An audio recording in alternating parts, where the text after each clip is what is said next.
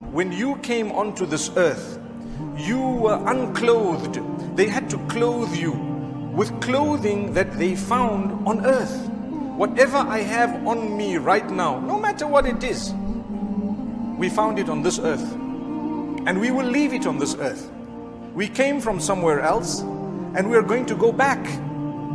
So we shouldn't become so attached to something that is actually very temporary. This is why Allah subhanahu wa ta'ala says, indeed the life of this world or this worldly life is nothing besides play and amusement.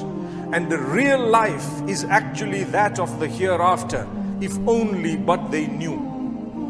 Where was I a year before I was born? Where were you a year before you were born? Has a time not passed before where man was nothing to even be mentioned? No one has mentioned.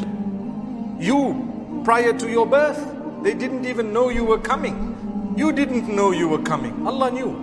When you came onto the earth, Allah says, does man not see that we created him from a single droplet of semen? And now that he's grown a little bit bigger, suddenly he becomes argumentative. Who were you?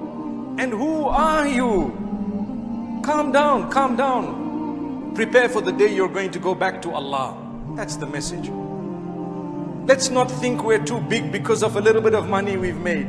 Let's not think we're too powerful because a little bit of a position that Allah has given us.